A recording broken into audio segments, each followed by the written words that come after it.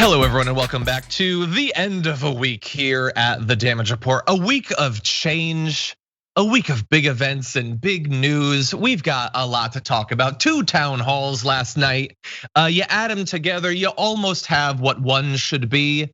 And all of that and a lot of other stuff with me and with Brett Erlich, host of Happy Half Hour. Brett, how's it going? Hi, it's fine, John. It's as good as anyone can expect it to be in this economy, in this environment. Lack of stimulus. This closed biodome we all have shut ourselves in.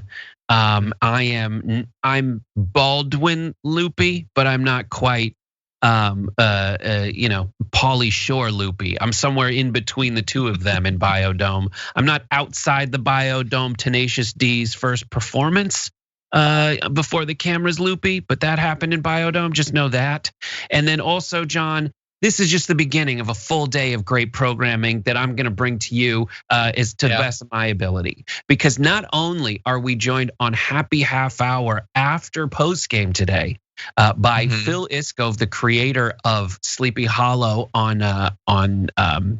that was on Fox, and then also the host of podcasts like It's 1999, and a podcast that's all about movies and TV shows that came out in 1999. There's a lot of them. He also is a former coworker of mine at a talent agency, and he's fantastic. Yeah, that's awesome. A Canadian speaking about American politics. And then also after that, there's a Pop Trigger reunion on Common Room, John. We're gonna Much have anticipated. That's gonna be awesome. Bree Essrig, Samantha Shocker, Jason Carter. It's all happening. And that will be at 6 p.m. Pacific, 9 p.m. Eastern time on twitch.tv/TYT. Please show up, show out. That's gonna be a lot of fun. I think everyone's gonna enjoy that. I'm glad that you mentioned that you're a bit loopy. I'm feeling like, do you ever wonder, am I feeling crazy enough for YouTube, or am I too crazy to be doing a show right now? Like, am I in a state where I shouldn't even be doing a show? Because I'm like kind of feeling a little bit crazy, but I'm also kind of like the edge around that craziness is not being in a great mood. The news is just, I'm just sick of it. I'm sick of everything leading up to the election. It's all nonsense. Yeah. It's all bull and it's bad for you, as a great comedian once said. Anyway, we've got a lot that we're gonna be talking about. Not only the town halls, we're gonna be having a debate about whether Donald Trump knows what is parody and what's true anymore. So we're gonna have that. That's gonna be fun. Dianne Feinstein, terrible. We're gonna be talking about that. And then we'll be closing out the show the way that we always do on Friday, which is going to be with garbage people. I know what mine is. I have a few ideas of what the Dragon Squad garbage person of the week might be. Brett, yours, I have no idea. And I'm eager to be surprised. So when we get to that, we're gonna have you go first this time. Just a heads up to the team behind the scenes. Thank God. Everybody who, you don't have to wait. Everybody who's already joined us in the chat, thank you for doing that. You can send us messages. We'll be responding as we go. Please hit the like button and share the stream if you haven't already, so that people know that we're live. And with that, Brett, why don't we jump into this thing? Last night we had the town halls. Joe Biden having the town hall that was supposed to be the replacement for the debate that he wanted to have, but Donald Trump ran away from.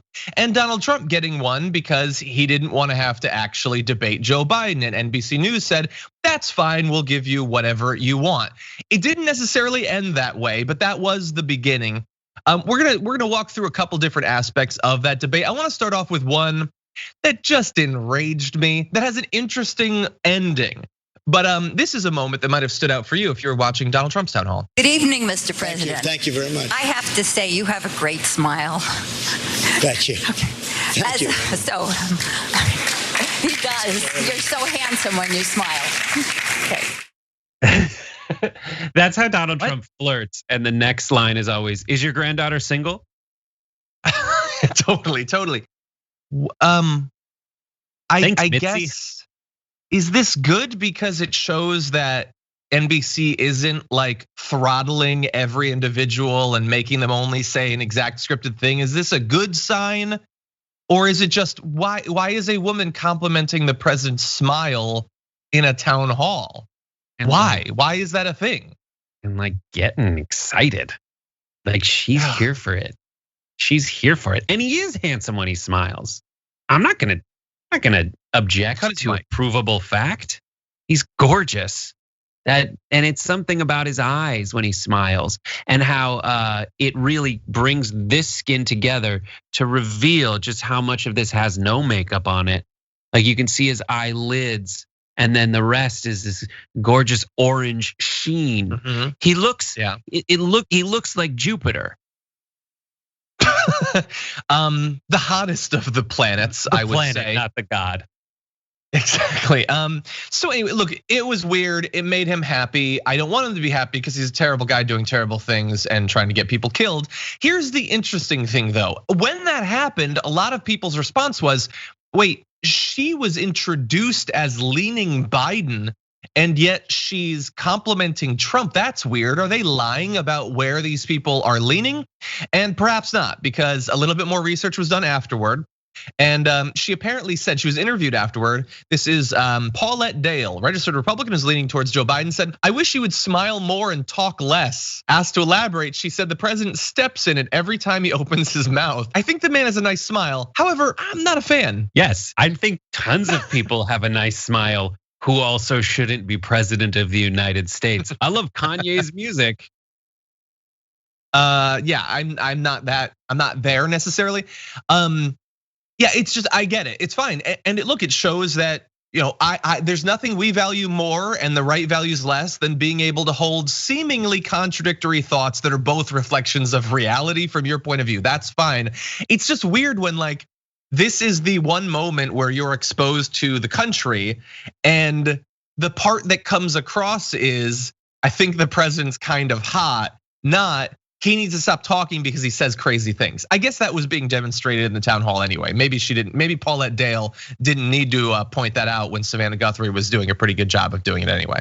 Frequently, I don't think I'm in a movie where people's names are like so perfect, but Paulette Dale is absolutely that woman's name, to the point where it seems like, it is stranger than fiction. And I like anchoring Trump. Like that's what an age appropriate romance would be between Trump and a woman. Like that's an age appropriate romance. And I think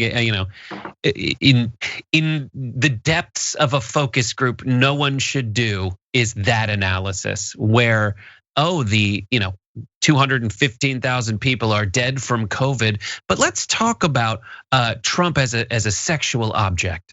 Mm-hmm. Like that's what people do, and that moment right there really does essentialize everything about town halls and debates. That and the woman behind Trump nodding. There was a woman behind Trump nodding in the blurry distance. That is the Mike Pence's fly of this debate. That is the 5 o'clock shadow of this town hall. That is the 5 o'clock shadow of Nixon. It's just some little thing that had nothing to do with politics. That despite everyone who is trying to orchestrate political discourse in a way that benefits people, the way politics is supposed to benefit people, everything just broke down because they were like, "Oh, Paulette's got a crush." Yeah, I guess. And look, the people organizing it never could have known. Yeah, no, you're undoubtedly right. Although I don't think that this is going to dominate the discourse like the fly did. I don't think Joe Biden's going to be, or that Jim Carrey's going to be playing Paulette Dale on SNL this weekend. Might be. But you're right. It is a distraction, and honestly, I'm probably contributing to that. I honestly don't know. I don't know anything anymore. But John, like that sorts of conversations. This is the first thing you cover, and and honestly, we had a morning meeting, and it's Friday, really hard to find. 100%. But like, you're not the only person talking about this. This was number one on the cheat sheet on the Daily Beast. This was also number one or number three. Right. The other one was the woman nodding in the back. Like that's the Daily Beast top thing when they're not selling awesome cutlery. But that's this is exactly it, man. In the debate for why though. Beyond that, because you're right. We totally line up. We agree about that. But also, I think part of it is a feeling that covering the more substantive parts about COVID or whatever feels less likely to accomplish anything than covering this. Like in any other political context, it would seem like a focus on how did he respond to the questions about mask wearing, his lack of leadership. That's more substantive, it's more consequential, people's lives are on the line.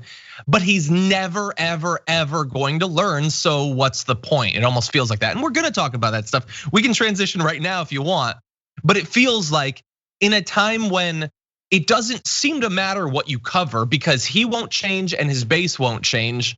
I don't know, why not have a little bit of fun with it, maybe. And maybe that's being part of the problem. I honestly don't know. I'm literally losing my mind every day doing this show. Well, those are just overlapping things. You want to have fun with it, but that's incidental because that just incidentally puts you in line with other people who everything else is so ethereal. This is like boy likes girl. Girl says boy has nice smile. Like that's really what it comes down to.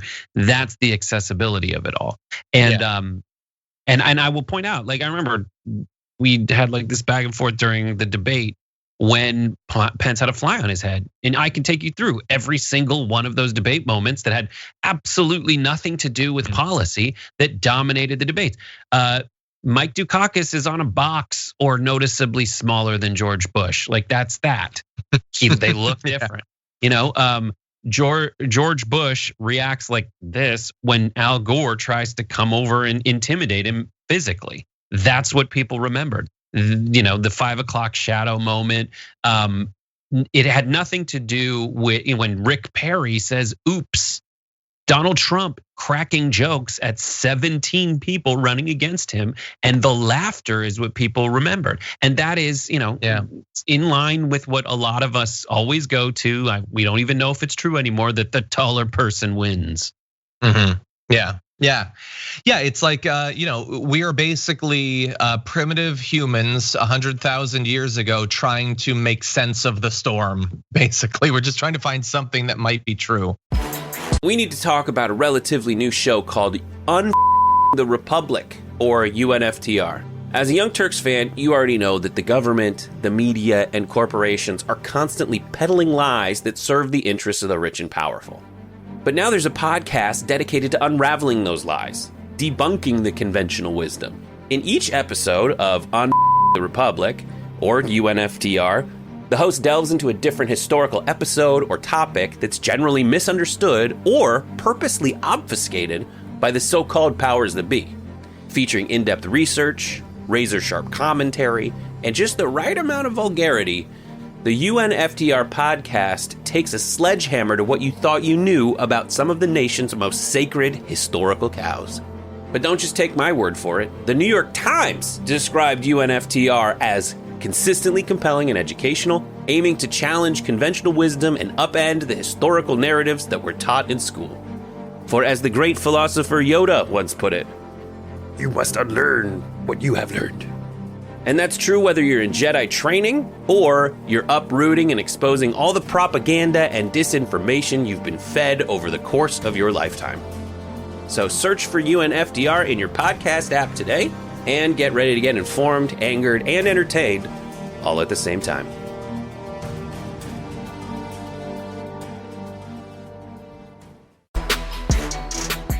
Savannah Guthrie did do a good job of pointing out how insane some of the things Donald Trump has done as president, including recently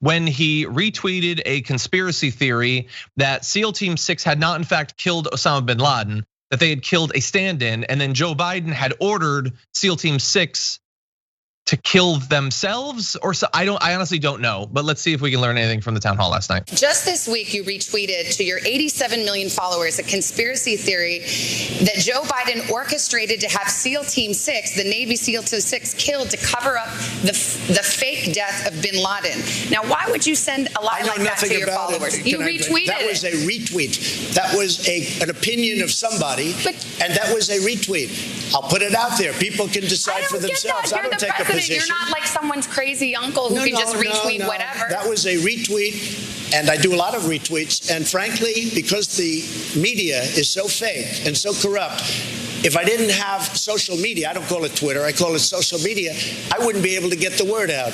And the word is and you know what the word is? The word is very simple. We're building our country stronger and better than it's ever been before. And that's what's happening, and everybody knows it. Okay, so the latter half of his answer had absolutely nothing to do with the fact that he retweeted something that even he says right there, I have no idea. I don't know anything. I'm just gonna retweet. I do a lot of retweets. I don't know what it means, but we're building something. I don't know. Brett, what do you think? It is, everyone knows that is not a good answer. That answer is exactly his strategy and always has been. It's to kick up as much dust as possible.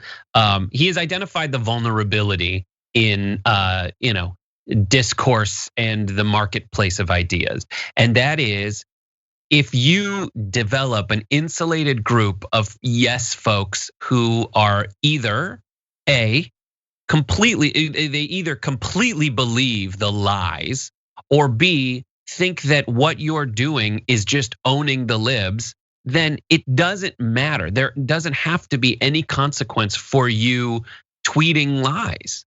And I think this whole format of a town hall versus a debate is to Trump's advantage.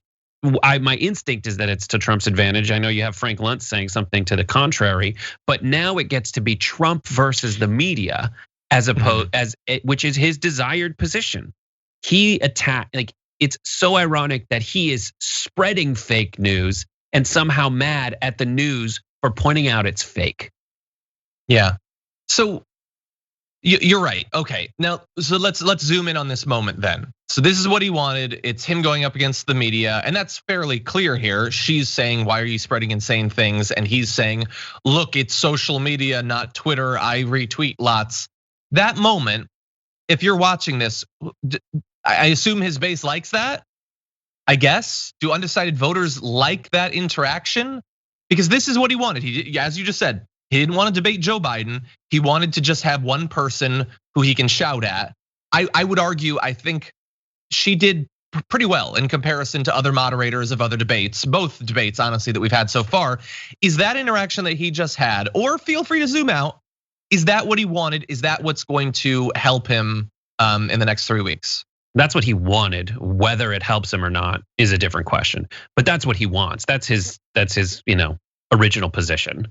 That is the idiot moron who loved sparring, saying things, reacting in real time, given his instincts for creating a moment that'll be shared around. Because for him, it's always having his name out there is his strategy. Like that's what he wants. And so he feels like he's having a moment. He knows he wants to solidify his base, so he does it. So that's what he wants. And the question is America done with it? What is it that gave Biden that huge bump? Is it Trump getting sick? And now that he's not sick anymore, is it gonna tighten again? Are the natural, inclinations of everything, the way everything naturally tightens when it gets closer and closer to the race? I don't know, but I don't think Trump's going to change now. And he proved that in this town hall. He did. What do you think? Do you think that's gonna help him? I don't see how that could help him. I gave my sort of conclusion last night that I think that Joe Biden looked like a sane person who seems to care about the problems that are going on. All the caveats necessary. I'm a leftist, it's not for me. And so I could see that helping him a little bit. This is probably better for Trump than an hour and a half of him ranting like a madman over Chris Wallace and Joe Biden. I think that despite the content craziness of this one, I think the spectacle craziness of the last one probably hurt him more. But I don't see how 4% of voters in Iowa are like, yeah, this is better. I like this, but I like the SEAL team guy who just retweets stuff and doesn't know what's going on. Right. I like the QAnon guy. We're gonna transition to that in just a minute. I don't know, maybe it'll help a little bit. It seems better than the last one, but this does not seem like a big winner. In the first debate, Donald Trump had the opportunity to answer a very simple question, which was, do you denounce white supremacy? And he punted mostly. Even easier, perhaps, is do you denounce and distance yourself from the QAnon movement? And he didn't do any better. Take a look. Down our cities that are run by Democrats who don't know what they're doing. While we're denouncing, let me ask you about QAnon. It is this theory that Democrats are a satanic pedophile ring and that you are the savior of that. Now, can you just once and for all state that that is completely not true and that disavow QAnon in its entirety? I know nothing about QAnon. I just told you. I know very little. You told me, but what you tell me doesn't necessarily make it fact. I hate to say that. I know nothing about it. I do know they are very much against pedophilia. They fight it very hard, but I know nothing about it. They believe it is a satanic cult run by the deep state. Study the subject. I'll tell you what I do know about. I know about Antifa, and I know about the radical left, and I know how violent they are and how vicious they are, and I know how they're burning down cities run by Democrats, not run by Republicans. Republican Senator Ben Sass said, quote, QAnon is nuts, and real leaders call conspiracy theories conspiracy theories. Why not just say it's crazy and not true? He may be right. I just don't know about QAnon. You do know. I don't know. No, I don't know. I don't know. Let me ask you another thing. Let's waste a whole show. You start off with white supremacy. I denounce it. You start off with something else. Let's go. Keep asking me these questions. I do have one more in this vein. Let me just tell you, what I do hear about it is they are very strongly against pedophilia. And I agree with that. I mean, I do agree with that, and I agree with it. But there's not a satanic pedophile cult being run by. I know nothing about that. You don't know that? Okay. No, I don't know you that. Just this neither week. Do you know that? Okay, just this week why aren't you asking me about Antifa? Why aren't you asking me about the radical left? Because you're why aren't you asking Joe Biden questions about why doesn't he condemn Antifa? Why does he say it doesn't exist? Because you're here before me. No, she's so cute. Antifa exists. They're vicious. That's what I needed. I needed to see him refer to Savannah Guthrie as so cute because she had a follow-up question. And now that I'm doing the rewatch, I couldn't help but notice all of the nods and shakes of the head of the woman in the background who apparently represents that community very fully, the QAnon supporting community. Okay, so he doesn't know anything about QAnon. Brett, is that true? No, he does know about QAnon because he's like, but I do, he only knows what's convenient to know for his argument. He knows everything about QAnon. And he says Antifa exists. That's why. It's like, have you been to your rallies? Because I know from the B-roll that we have that QAnon signs are all over your rallies. So they exist, you freak. Also, QAnon obviously exists because they went to a pizzeria with a gun and were there to bust an underground pedophile ring, literally in a basement that didn't exist. Yeah. So it happens, and everyone should be absolutely horrified by this because QAnon, the Boogaloo Boys, these are people that the FBI and all of the militias that are emboldened by Trump's rhetoric, the FBI just busted a ring of them who were going to kidnap 2 governors. That's real. Yeah. That's real, and your ignorance is negligence because QAnon is creating actual unrest and violence, as well as every other conspiracy theorist that has become part of your base. And the reason that you pretend you don't know is because it benefits you politically. Yeah, and that's not all right. Yeah. No, none of it was. The takeaway there is this could not really be much more like the white supremacist Proud Boys thing from the first debate. He's asked to condemn it. He pretends to not know anything about it, except that you leave with a very strong feeling that people in the group that he's being asked to condemn like that interaction. The Proud Boys are very happy with the first one. If you believe in QAnon, you loved all of that. Oh, Trump is pretending he doesn't know, but he has to. That's part of the plot. And he's thanking us for fighting pedophilia, something that he totally is against. Yeah, they're gonna love that. And that's why he said every part that he said, because he wants to reassure those people. The Republican Party needs the QAnon movement, and it's kind of nice to them to see it expand since they believe that Donald Trump is some sort of Captain America figure that's gonna solve everything. It's insane, all of that was insane. Him saying he doesn't know if the Democrats are all satanic pedophiles and that Savannah Guthrie doesn't know. All of this stuff, throw it on the mountain of things that should be disqualifying in and of themselves, but won't be because this is 2020 and you can say and do literally anything you want. Yeah, in politics or media. Also, denounce white supremacists. No, you didn't. It took you 3 days. And the only reason you decided you had to denounce them is because that was a bridge too far. QAnon, everyone needs to make it a bridge too far. And the last thing I'll say about these 2 town halls is that there were higher ratings for the Biden town hall than there was for the Trump town hall. Hey. Oh, I thought you were done. Hey, we're gonna get into all that, buddy. I'm excited to talk about it too. Why don't we transition to that right now then? Because yeah, we could talk again. The white supremacist stuff came up, and his answer showed that he was clearly more angry at being asked about white supremacy than he is about the fact that there are white supremacists. There's a lot of other nonsense. What's the point? Doesn't matter. Nobody cares about anything.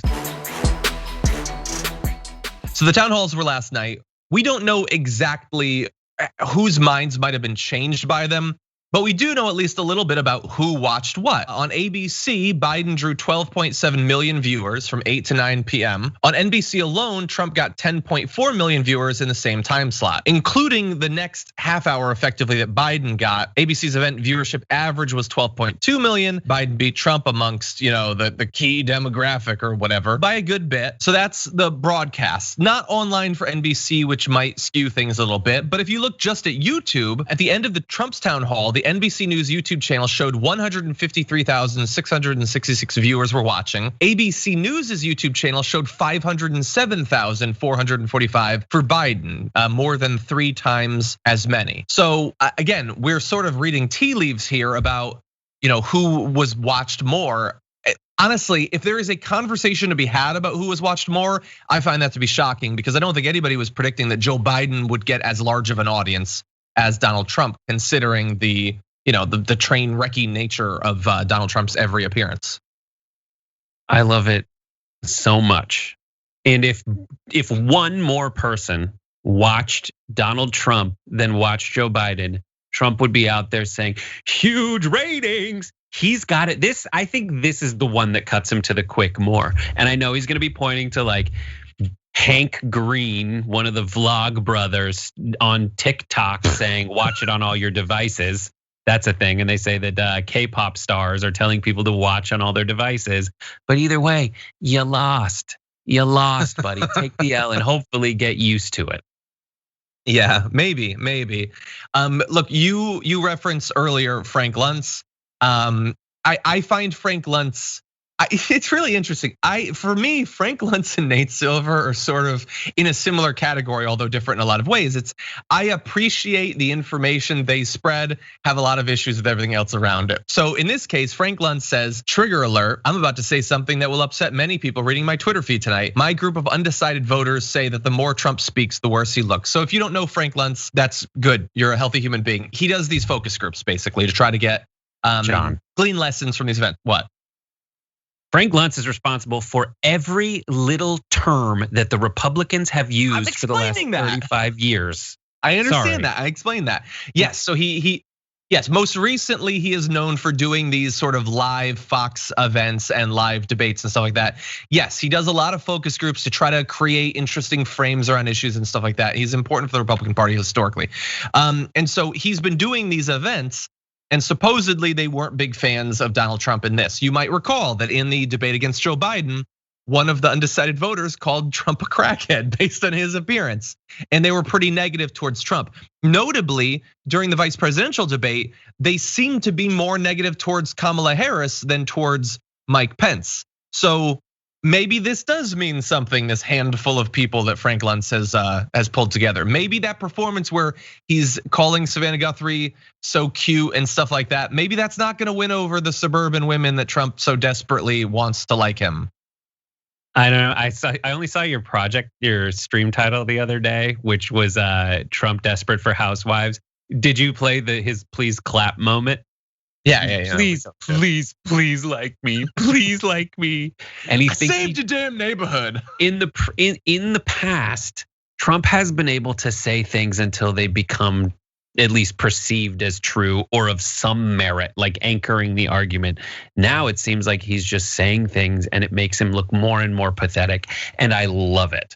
And I hope it's true. I mean, I still have no idea how it really is bearing out there. Like I'm going through and playing the electoral map interactive electoral map like it's like the top game on Steam right now, but it essentially, like, there's a 13-point lead for Biden in Pennsylvania that's about to drop off of the Real Clear Politics average, and the last two are like 2-point leads and 3-point leads. So it's getting close, and I would add to that all this news about people showing up early in record numbers to vote, and most of them being Democrats, is really going to, it gives kind of like a sneak preview to Republicans. So my guess is that even more of them will show up than were going to show up before. So you can't take anything for granted, especially given the last cycle. And now knowing that there are certain things in the news that are motivating Republicans to vote more. So you gotta not cruise in this point, but it is nice to see people look at Trump and say, like, I don't even want to help this guy. Now, are those undecided voters also ones that are less likely to actually vote because they're more checked out? And it is easier to motivate people in Trump's base who were just thinking that they so insulated they thought it was going to be an easy win.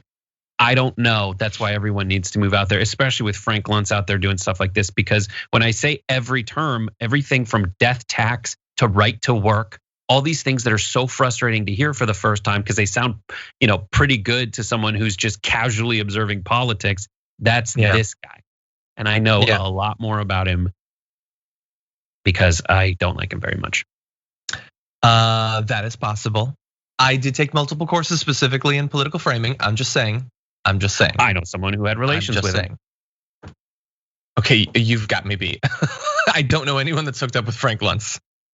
But I've been very consistent about that for a long time. In politics, John, I'm sorry. I shouldn't have said that on your show. It just got weirder. You made it weirder. Palpably weirder. Nobody needed that information, and people are doing what's necessary to scrub it from their brain right now. And I didn't mean I know more than you do, John.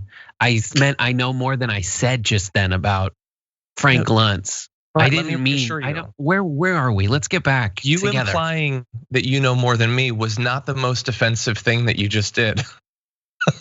It was the hookup thing. Oh yeah. There's a lot of moments on CNN like this lately. Anyway. Fresh off of his town hall performance, Donald Trump was on a retweeting and tweeting spree this morning, and he tweeted this, a really ominous bit of news. He said, Twitter shuts down entire network to slow spread of negative Biden news. Wow, this has never been done in history. This includes his really bad interview last night. Why is Twitter doing this? Bringing more attention to Sleepy Joe and Big T. And it's a story about Twitter shutting down the entirety of Twitter to stop the spread of anti-Biden news. It's great reporting being done by the Babylon Bee, which is a parody website. It's not true. Not true at all, and Trump should know that. Since he's on Twitter all day long, he'd have known if it had shut down. It's The Onion, basically. It's a not funny version of The Onion. It's fake news, but not even like the fake news he normally likes. They're not even trying to get people to think it's real. It's a fake website. So what do you think? Did he know? The best part about this story, did he know? No, he didn't know. He's an idiot. The best part is when he says Sleepy Joe and Big T, meaning big tech. The best part about this story is afterwards, there was a low T was trending to describe Donald Trump. Yeah. They started calling him low T, as in low testosterone, which is like, it's one of those, I mean, in the greater discourse of most people on the left, probably has a lot of internal fighting going on as a result of toxic masculinity. But among the people that support Trump, that has to be the biggest trigger word, is to say that Donald Trump has low testosterone. He says he's talking about big tech. I buy it mostly because I really want to believe that he's not calling himself Big T, because 30 million people will start doing it too. Let me just briefly note, those commercials about the low T, they make me so mad, because I get it. Maybe it's a ratings thing, I don't know. They're not gonna explicitly talk about testosterone, but like, don't try to make low T a thing. Just say testosterone, honestly. Like, it's so weird and fake. I hate a lot of framing like that, little terms. But that one always annoys me. Anyway, it's like halitosis. So Halitosis is not a medical condition. It was invented for bad breath commercials. Is that true? That's absolutely true. But breaking news, the Babylon Bee. Okay, so you say now about horseshoe crab blood. Anyways, continue. Okay, so you say he didn't know. Okay, I don't know if we're gonna do a poll. My explanation of what it should be was vague, admittedly. Basically, did he know that it was a parody and he was pretending it's not because it's convenient to him, or does he not know at all? The Babylon Bee is not as big as the Onion, admittedly. But Donald Trump would definitely know if all of Twitter had shut down. And so I don't, and in my version, I don't, what's that? All of Twitter did shut down. It went down yesterday for a short period of time. But he probably did that. But they didn't shut Twitter down. It just had an outage. It had an outage, that is true. Can we bring back up the graphic of the tweet? I'm not sure if it's gonna be cropped in a way to demonstrate my point, but if we could take a look at that. Yeah, so it's not, unfortunately. But so when I produced this, it had 44,000 retweets. And it's the president, I don't know, honestly. I guess my vote is that he doesn't know because as you say, he is an idiot. That's true, it checks out. But 44,000 people retweeted the president just stating as a fact, because they believe everything he says, that Twitter shut down the entirety of Twitter to protect Joe Biden and his bad interview, because that's what Big T does. And it's not true, and 44,000 people just retweeted it. They didn't apparently know that the Babylon Bee was fake. The vast majority didn't click through to even see, they just spread it. And so, look, this is definitely sad about Donald Trump. We can debate which flavor of sad it is, but it's also sad about Twitter that this many people just will uncritically boost whatever it is that the person they like says. I just want to say that when you say there's 40,000 retweets, I get it. And but that's not a lot of humans because many of them are probably also bots. And I have to keep reminding myself of this. While Donald Trump has 87.2 million followers, 4 years into his reign, Barack Obama still has 123.9 million followers. So he still has more followers than Trump. That has got to drive Trump crazy. And something that's also got to drive him crazy, Katy Perry has 108 million followers. So the president of the United States, the Twitter president, has fewer followers than Katy Perry. Katy Perry.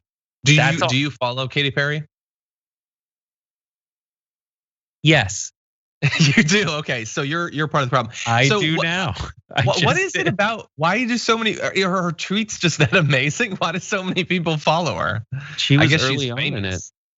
That's true. I saw The Rock had 200 million Instagram followers. But like she's active. She gets a lot of activity. On October 12th, she tweeted, "I see you and I love you," and she got 106,000 likes. Okay, I'm gonna tweet that. And I'm gonna see how many I get. It'll be less. You've been tweeting stuff like, It's the most honest thing I can tweet, honestly. I'm like, what? Be on Twitter and not tweet, I get emails like, Emma tweeted this, John tweeted, and I'm like, I guess I have to cross-reference what it was. Yeah, it was something Emma tweeted probably. Anyway, okay, you know what? Let's go to something that might make me say So heads up to the director and the team. I'm gonna skip to the D block because by the way, we were rapidly burning. And as you're doing that, I just want to say that in the tweet, in the Twitch poll, no won at like a 89 to 10 to 11. Didn't see the margin. Interesting. Yeah. Okay. So this is the first time that we've been unanimous in these this little Supreme Court thing. Yeah, it could have been dishonest. That's why I thought there might be disagreement, but apparently not. Lindsey Graham and the Republicans look like they're about to get what they want, which is a Supreme Court justice. Damn the norms, damn the hypocrisy, all of that. It's been a complete sham, and she is going to be incredibly damaging on the court until it's reformed or expanded. Dianne Feinstein doesn't seem to have that big of a problem with it. Take a look at what she had to say about Lindsey Graham. Mr. Chairman, I just want to thank you. This has been one of the best set of hearings that I've participated in. And I want to thank you for your fairness and the opportunity of going back and forth. It leaves one with a lot of hopes, a lot of questions, and even some ideas, perhaps some good bipartisan legislation we can put together to make this great country even better. So thank you so much for your leadership. I hate that so much. I hate it so much. That this process has made her hopeful that our great country can become even greater. The fact that he is doing the last bit of salt in the wound after participating in stealing a Supreme Court seat and then saying, use the video against me, that we won't do it in our own last year, and then doing it in their own last year, pretending it's about the Kavanaugh thing, because the person who should be most offended by that entire process is someone like Lindsey Graham, and then just pushing it through with literally days to go until the election. That makes her the person who might be in charge of that committee if the Democrats take over. And if there is to be reform of the Supreme Court, would have to be a very important part of it, who should know better. She is hopeful as a result of all that Lindsey Graham has done. Thank you to the 87-year-old, literally 87-year-old Dianne Feinstein. That back and forth reminds me of, there's an old SNL sketch with Eddie Murphy from the 80s where he puts on white face to see what white people are like when they're alone together. And the joke is they give each other stuff. And he goes in as a white, it's like White Chicks, but he's a white guy. He goes to a bank, and the bank manager says, here, take the money and give it back whenever, or don't. That's what it felt like.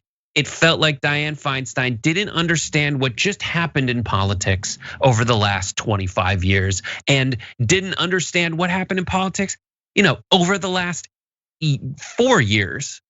In the last 2 years since Lindsey Graham said, use this video against me. After Kavanaugh, doubling down on all those thoughts. She doesn't understand it. And it didn't seem like there was any incentive for I don't know. It didn't seem like there was any inclination of her to change the rules in a way that would keep any of this nonsense from happening in the future. It just seemed like she was about to go over there and give him a hug, which, boy, she absolutely did. And that's a great transition. Let's go to that.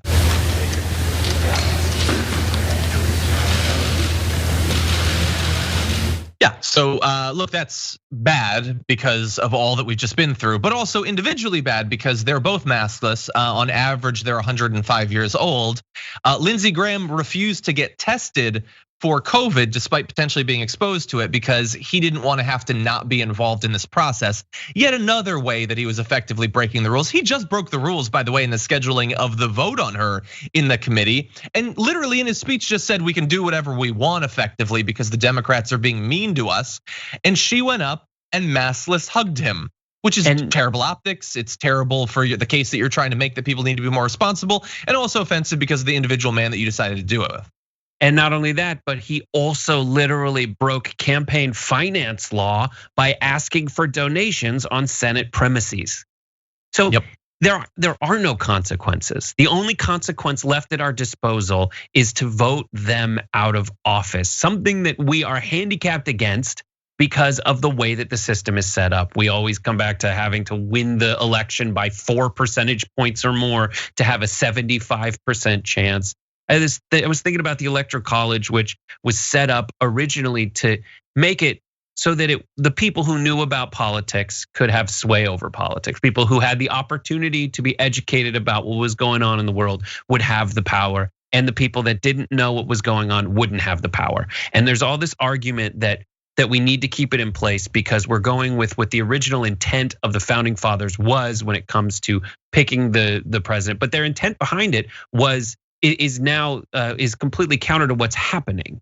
Now, uneducated people about politics, the ones who are not college educated, and this is a super elitist argument, but it's just one to prove the logic. Those are the ones that are picking the president. And the folks that have more at stake, the ones that are the more educated folks, I'm just going with the way that the founders framed it. They wanted the elite educated people to dictate who was the president. And now the opposite is happening. And that's thanks to the Electoral College. And I think it would be a lot simpler to just get rid of it and let people vote. Obviously, I agree. That's one of many reforms I think are coming, and one of many reforms that probably Dianne Feinstein would stand in the way of, because she still thinks that we're in the Reagan years and thinks that those years were good, and thinks that the Republicans, kind of like echoing a little bit of Joe Biden from last night, that they will be reasonable at some point. That Lindsey Graham, he's under like a fever dream right now, but that fever will break as soon as Donald Trump goes away. It's not gonna happen. They have gotten what they want by doing these terrible things. Why would they stop doing them? And that's an issue. Yeah, sorry. And before you move on, something even more ridiculous is the governor of Maryland just voted for Ronald Reagan for president. Yeah, exactly. He might make it. But anyway, so that's an issue with them. It's an issue with the Supreme Court. It's also an issue with Dianne Feinstein. I really wish that she had lost her last election. What is she doing? Like in the interaction that she had with the Sunrise Movement, like 2 years ago, she just doesn't get it. She doesn't understand the stakes in the challenges that face our country, and she doesn't get who the Republican Party is. She doesn't. And look, she's 87. At some point, it becomes harder to keep up with all of these insane changes that are happening. Some people do it better than others. She seems to be having a big problem with that. She's wrong on the issues. She's devoted to the will of these donors that obviously we don't agree with. She needs to be replaced. I'm assuming that she won't be running for re-election in 4 years, if I had to guess. But if she does, I really hope that like a Ro Khanna or a Katie Porter go up against her. I'm worried that they might not because of how much seniority she has. I really hope that it's an open seat that they or others can run in. But God, she has got to get out of there. This is not just cringeworthy. It is deeply bad for our country that people like her are standing in the face of reforms that we need. I'll tell you what, Ro Khanna is in a really good position to eventually get that, because he's in a place with a lot of money, and he's also in a place where he has been on the record reaching across the aisle in specific ways, in very Justice Democrat ways. But that's an interesting career trajectory to watch. And yeah. He's great at communicating. He is, he's very good. He's very good. Everybody, it's the end of the week, and so it's time to take out the trash.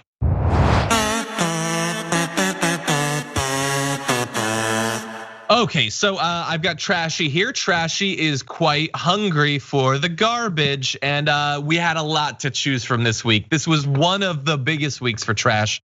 Brett, who is your garbage person of the week? DJ TJR. Donald Trump Jr. Here he is. Disgusting.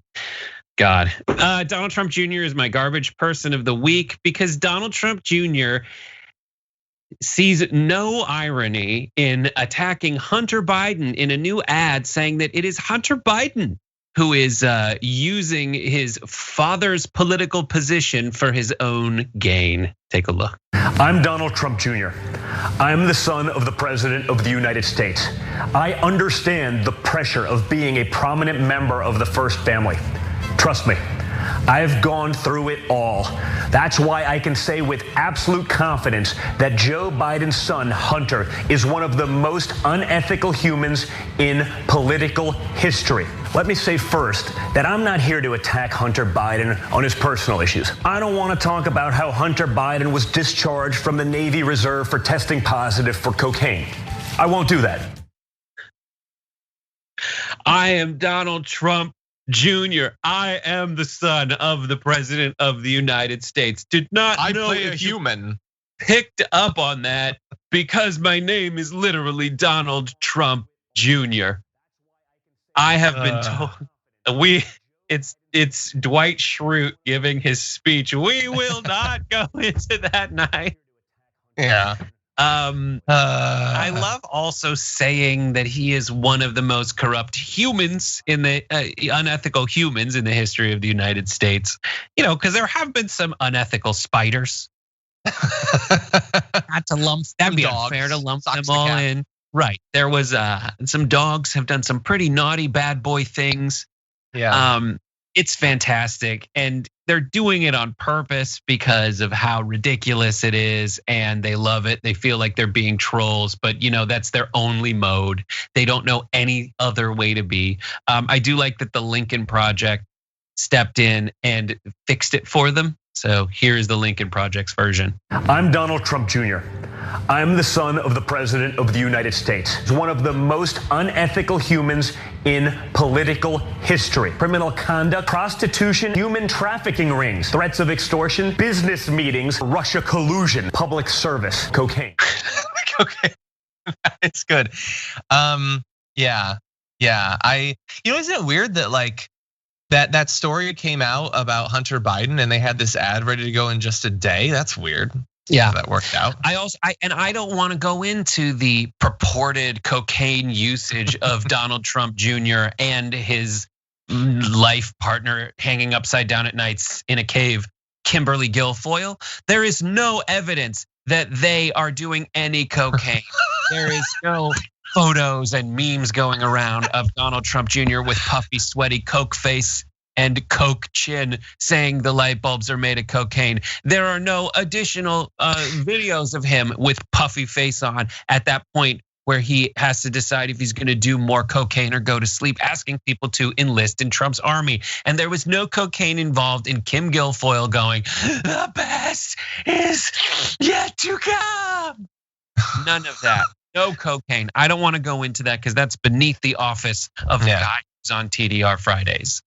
That's true. Look, we try to keep it above board, and that's why obviously I don't like Don Jr. I think he's awful. I agree with Brett, but he did keep it about the policy there, and he didn't bring up personal stuff about Hunter Biden, as he pointed out. What an a-hole, honestly. What utter trash. What a trash human. And now he is maybe the worst person. I know that I hate Donald Trump, but the thing is, Donald Trump Jr. is just Donald Trump, but without the parts that Trump fans really like. Like, I'm not saying they hate him or anything, but whatever, like how Emma says that Trump has charisma or whatever, Don Jr. doesn't have that. He has like a try-hard version of his father's worst qualities, and he can't even approach his father's arguable best qualities.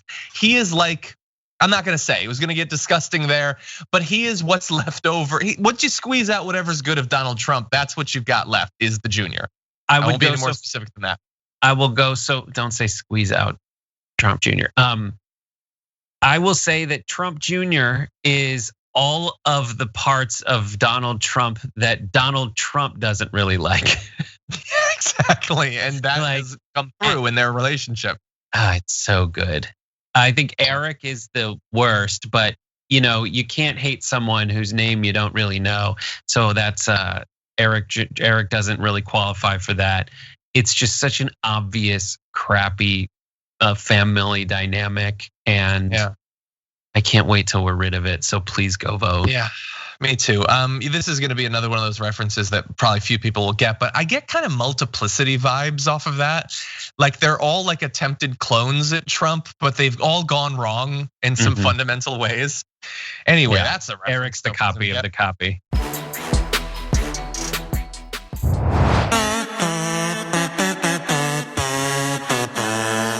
For my garbage person of the week, look, I'm sorry, I know you want it to be something you weren't expecting, something new, a new type of garbage, but no, this week I apologize. I have the same person who might be the most, there might be more of him in trashy than any other, and for the same reason, honestly. Mine is going to be Tucker Carlson, and it's gonna be for the reason that he's come in here 2 or 3 times over the course of the pandemic. It is his insanely, obviously dishonest, grifty approach to the pandemic, and it was summed up very well in a little montage that Media Matters for America put together of his commentary about masks, which has gotten more deranged and anti-scientific and obviously just clout chasey as the months have gone on. Take a look as we walk backwards through his mask commentary. Dissent used to be a defining feature of American life, but no more. Now we have mandatory consensus. Masks are good. Anyone who questions the utter goodness of masks is bad. What they're really telling you is that masks are magic. What appears to be a flimsy cotton face covering is in fact a holy amulet that protects us from disease more reliably than any modern medicine. Masks are great. They have their place. Surgeons wear masks in operating rooms. People wear masks in elevators and crowded stores, and good for them. It probably helps. We've been arguing that for 6 months. Before the Surgeon General himself recommended masks, we thought, why would masks be a bad idea? So we're not against masks. We never will be. Many schools that do plan to reopen will do so under a series of restrictions that have no basis of any kind in science. It's a kind of bizarre health theater. Students will be kept 6 feet apart. Everyone will have to wear a mask. Class size will be limited. In some schools, there will be scheduled bathroom breaks, etc., etc. No sports.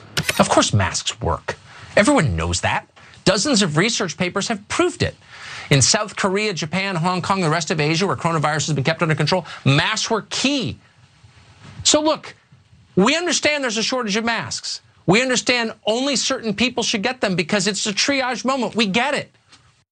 Yeah, he gets it. Yeah, so early on when he apparently wanted to stand out in comparison to someone like Sean Hannity and pretend that he accepted the science, because at that point it wasn't clear if Donald Trump was going to eventually take this seriously. He presented himself as the person who accepts the science and was telling you, obviously masks are good, they're key to stopping this thing. But as Trump has gotten more opposed to doing anything, and more importantly, as the Fox News audience has been trained to think that doing literally anything to stop the spread of COVID is some sort of communist plot, he has gotten more and more deranged in his commentary about it. He knows, he's known from the very beginning how important encouraging mask wearing is, but he has decided that chasing an audience is more important than protecting lives. Not lives of people like me. I'm not up for grabs in watching his show. Conservative Republicans are, and he doesn't seem to care if they live or die as long as they watch his show while they're lying in that ICU bed. How can they have written those in the past and then know that they've written that commentary and then write commentary in the future that is written in such a way as that they're denying that that other one ever happened? Like that's insane to me. Without acknowledging it and pivoting, it's stupid. It's worse than stupid. It's evil. It's horrible. But that is Tucker Carlson. And also the most disingenuous thing that he said is like, there's not gonna be sports, and I'm sad. Yeah. Ugh. God, the whole thing. Yeah. And the reason they can do, it does seem crazier to me. Like we talk off the cuff, we don't have scripts. I would we should be more inconsistent because it's different when you script it out very carefully. This is the thing that I'm delivering. And then 6 months later, that never existed. I'm just gonna tell people it doesn't matter. They don't have to wear them for some reason. It doesn't matter because even putting together a mashup like that, like I appreciate it, but how many Tucker Carlson fans are like, that's true. He has been hypocritical. Nobody cares because all of it is a cult of personality and they just reject whatever. Like once you fall in love with a person in media, it doesn't matter what they say, honestly. It doesn't matter how inconsistent they are, what they used to advocate for. People are so forgiving of their cult leader and nothing else. Yep. Trashy, you go digest over there. That's a big ball of wax you're gonna have to chew on for a while. As we find out who the Dragon Squad garbage person of the week was, all of you last week, the majority voted for all of the above, and I'm not gonna have it, so we took away that option, which means that this week, I'm gonna go up from bottom to top. 3% said Mike Lee was the garbage person of the week for endangering Senate colleagues and staffers. In second place, we have Texas Governor Greg Abbott for making it harder for Texans to vote. Second to last, I should say. Right in the middle there, we have a tie. 22% going to Amy Coney Barrett for insulting RBG's legacy, and 22% going to the California GOP for installing fake and illegal ballot boxes and insisting they're gonna keep doing that even though they know it's illegal. But we do have a winner, and it's honestly who should be the garbage person every week, Mitch McConnell at 44% for prioritizing court packing over COVID and cackling like a drunken tortoise while doing so. Mitch McConnell is the Dragon Squad garbage person of the week. Thank you to the over 20,000 of you who voted this week. I agree with that sentiment. Someone asked, why isn't Lindsey Graham in there? Because I just assumed there had been many videos made on him earlier this week, honestly. Yeah, honestly, yeah, that's one of the issues with the segment is that we don't repeat the same thing, honestly. It hasn't usually caused that many problems though, because there's a lot of garbage. Anyway, Brett, thank you so much. I know that you've got a lot coming up. If anybody's joined us midstream, what can they watch later on? What they can watch later on is there's a main show. Wazi Lambre is on main show today, or TY the Young Turks, and then after that there's post game. And after post game, Phil Iscove, creator of Sleepy Hollow and a dear friend of mine, dating all the way back to when we invented this concept called Craig God of Wood, is on the show. And what else? After that, we have at 6 p.m. Pacific, 9 p.m. Eastern time. It is a Pop Trigger reunion. Myself, Samantha Shocker, host of Daily Blast Live on Tegna Networks, all over in affiliates all over the country. Jason Carter, who's been on this show many times, and then also Bree Essrig, who has Lil Summer Ho. If you want to go to her Patreon, you can do that. That's it. It's gonna be fantastic. We also have an amazing ceremony for some of our most beloved Twitch participants. So please be there at 6 p.m. Pacific, 9 p.m. Eastern this evening. That sounds awesome. And thank you again. Have a good one. I want to talk to you about a protest movement happening right now in Nigeria that has some comparisons to some of the social movements that have been sweeping across America all throughout this year. Joining us now to give us all the details is the founder and CEO of the 1954 Equity Project, professor of education at the Johns Hopkins University, and the star of Real Housewives of the Potomac, Dr. Wendy Osefo. Welcome to the Damage Report. Thank you for having me. Very glad to have you here. So this hashtag #EndSARS movement that's been going on, I have a feeling that many of our viewers in the United States probably are not very familiar with this. So what is this all about? So EndSARS is a direct, I would like to say, affirmation against the police department, a special unit within the police department of Nigeria. In the police department, they have an anti-corruption unit. And this unit is basically terrorizing the youth. Their job is not to do that, of course.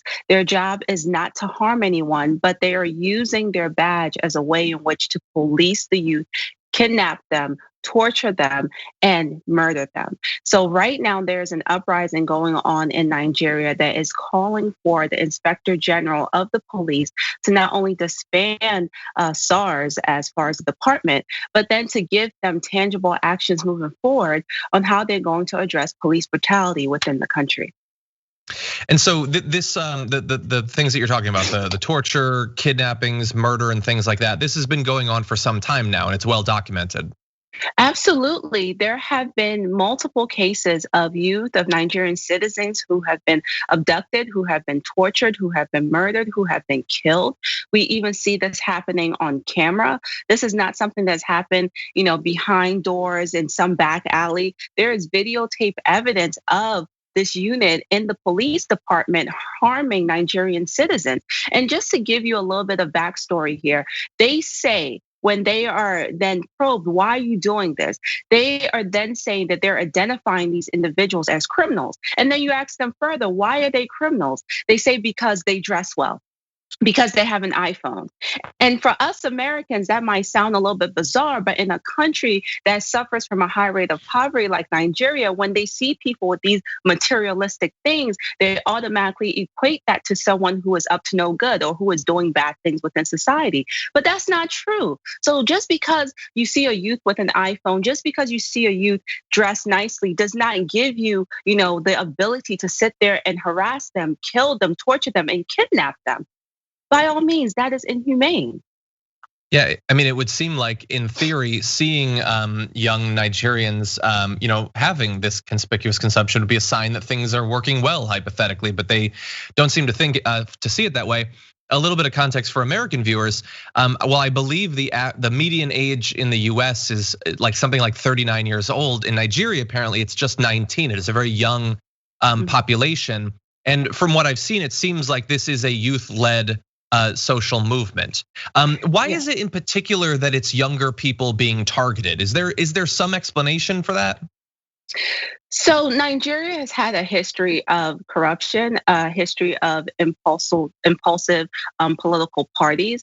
And why I'm tying that into the question and what you're asking is that young Nigerian youth have seen this within the country. They have heard stories. I was born in Nigeria. I came to this country when I was fairly young, and I have heard stories from my aunts, my uncles, my parents about the ways in which the government has harmed them, has stymied their growth.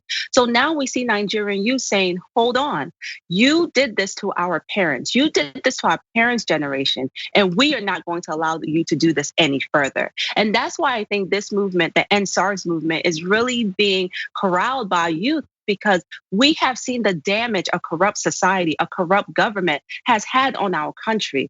We are not saying that we want End SARS to just be the beginning. No, we're saying that we are not taking abuse any longer. That us as youth in Nigeria refuse to let the government preclude us from all of the greatness that we can have as the next generation in the country. So I am proud of the youth for taking this stance, because the government has really robbed the country for far too long. While acknowledging that these protests are still, in their developing phases, after seeing months and months of the Black Lives Matter protests in cities across America, we've seen that here in America, it's led to a lot of people seemingly getting to understand the problem a little bit more. But a lot of state and local governments, the federal government certainly, don't seem, even after 6 or so months, to really have changed their position at all. And we've seen protesters being brutalized all over the country. So far with the End SARS protests, what is the reception like in terms of the police reaction, the government, society? How is it being viewed so far? Well, they're not letting up. The youth are not letting up. And I don't believe that the government was expecting it to last this long. When you come from a history of a country where there have been movements, and even the great musician Fela Kuti, he wanted to start a movement against the government. A lot of people didn't back him. So the government was probably expecting a few youths to come, rise up, and then it'll be quelled. This movement is just getting started. They're saying we're not going to stop. And I think that the police, the government is taking notice. I also think it's important that a lot of Nigerians who are making waves both at home and abroad are also speaking out against this, bringing attention to this. Whether it's musicians like Davido, Tiwa Savage, Wizkid, these are people who have platform. And that's another thing that we have to speak to. Whether we look at the End SARS movement and the Black Lives Matter movement, there is a special ingredient here, and that is social media. The ways in which these movements have been propelled beyond their borders. When it was Black Lives Matter here in the United States, the same people who are saying End SARS in Abuja were saying Black Lives Matter there and chanting George Floyd's name. So we are seeing a direct switch now that here we are in the United States saying End SARS. So it has been really an awakening for the Nigerian government. And I think that they know that they have to do something besides giving the youth lip service, because it has to end now. That is just really amazing. The idea that this victim of police brutality here would be inspiring people in other countries is just amazing. Amongst all of this bad stuff that's happening, it's a little bit heartwarming, at least to see that. In terms of the response to it, I know that especially youth-led social movements in some countries have faced internet crackdowns and restrictions, as well as violence. Have we seen either of those two so far? It's starting. It's been bubbling up. There have been reports of that on Twitter. I don't have any necessary data to substantiate that, but there have been people who have tweeted that there have been things going on. I do know once protesters are arrested or they're apprehended, the first thing they do take is their cell phones. There's no irony to that, because they know that cell phones are the medium to which people communicate. But again, it's grown like wildfire. And while they might try to, arrest a handful here and there, the magnitude for which people are aware of what's going on is not going to allow for this movement to be stopped. Okay, and so supposedly the Nigerian government is saying that they're going to have this new special weapons and tactics team to possibly replace that. Is that actually a substantive change? Is that just an attempt to diffuse the protests? That is an attempt to change the name to think that we will believe the smoke and mirrors. So now it's the hashtag has also been added, which is End SWAT, which is the unit you just mentioned. Because what Nigeria has a history of doing is that when they disband these different units, they just take those same officers and place them in different places, and they continue on the same behavior in which caused the first unit to be disbanded. So that's why the Nigerian youth have said, yes, thank you for saying that you will technically end SARS, but you will start another one. But that's not what we want. We don't want lip service. We don't want you to change the name and then these officers continue to terrorize, abduct, and murder people. We want there to be systematic reform within the police department. That's what we want. We want to see real change, not a name change. Yeah, shuffling bad cops around rather than actually reforming the system. That's another thing that we have in common between the two countries. Absolutely. So finally, for someone who might be watching this that wants to track these protests going forward, are there any individuals or media outlets that you trust to deliver accurate information about the situation on the ground in Nigeria? Absolutely. I would say, make sure you follow Amnesty International. They're doing a great job, really tracking this. I will also say there is a document on change.org that talks about petitions and talks about ways in which you can help donate. Nigerians, they are super passionate people, but right now they may lack different resources. So if it's just, finding a way to connect with them to donate cases of water, to help donate, megaphones, or even if you are not able to have that connection, but just having a big platform so you can amplify the conversation around the End SARS movement and bring a level of attention to it, all of those things help. I have cousins who have been protesting since 3 a.m. today. They're not stopping. They're continuing to hit their boots on the ground because they want to see real change. So any and all help is appreciated at this time. Dr. Wendy Osefo, thank you for joining us. And by the way, for being an example of using your platform to draw attention to it. We really do appreciate that. Thank you so much.